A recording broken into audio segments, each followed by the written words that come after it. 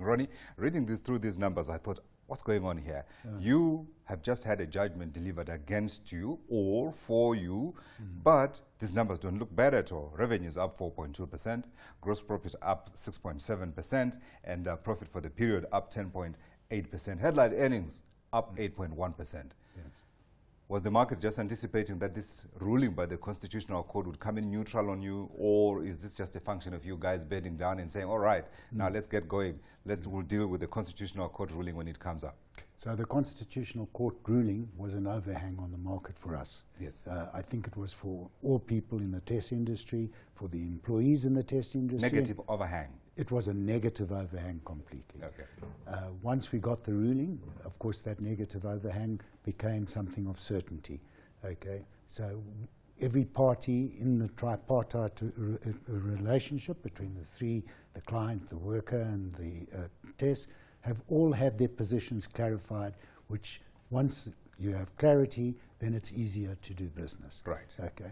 The question of whether who won, who lost, there is no winner and there is no loser. I want to come back and you explain that to me. First of all, take me these results. Okay, so the results are staff outsourcing division, which is the test part of our business, didn't do well. It had a struggle because of lower turnovers.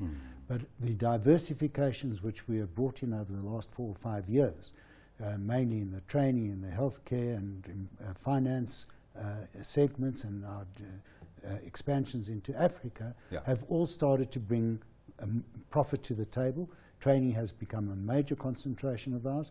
We do the training in all the artisanal areas, office areas, as well as the recently acquired diner training, which does white collar and senior and junior management positions. Which it should be, because in an economy like ours, where constantly hear complaints about the fact that there's a mismatch between the person who's coming out of the school system and the person that the industry is looking for, often down the line. Yes, that's absolutely correct. And one of the big problems is everybody tries to get into the universities.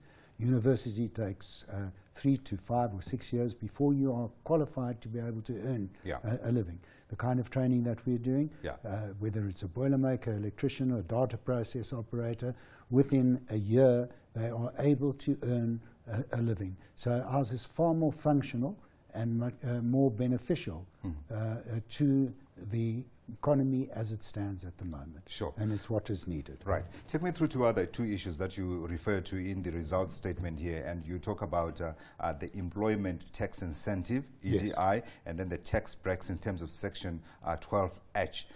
What are those two, and how do they impact your business? So the employment tax incentive is an incentive given by the Treasury, basically, for the employment of youth under the age of 29. And we have found that since we have used the employment tax incentive, our youth employment has gone up by 69%. So that's a substantial. Out of our 35,000 people that we outsource every day, 29,000 are youth below the age of 29. So it's been very useful. The overhang on that was that the employment tax incentive expires early in 2019. Okay. Our understanding is that there's a bill currently before Parliament which is being debated. It is not law yet, whereby they will extend it, which will be very useful to us and also will help us in our efforts to continue with youth employment. Okay, and the other one is the tax breaks for the section 12. Yes. So is that related to that? It's different. It relates to learnerships that you do.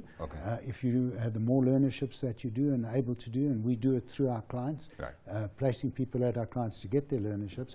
The more learnerships you do, the more tax benefit of the tax break you get. And if you look at our tax line is very minimal, and that is because of the learnerships and the 12H. The story was that the 12H was going to expire at the beginning of this year. It has since been extended to 2022. So from our point of view, it remains a source of business for us. Let's go back to the Constitutional Court, the assigned cases you call it. Now, quote, you say here, not only did it clarify the legislation, but gave direction to all parties involved as to their rights and obligations. Now, from a media perspective, we want to know, did someone win? Did someone lose? Yes. I don't think so. It was 0-0. all round? I think, you see, the law was enacted in 2015, okay, that an affected person, a person who earns below 200,000 a year, and is employed by a client for 3 months via a labour broker, the law was changed in 2015 and said he becomes the employee of the client for the purposes only of the Labour Relations Act. And that's a very important proviso. Okay. So then everybody started fighting. Sure. Okay. You guys were unhappy. We were unhappy, the unions were unhappy, staff didn't know where they stood.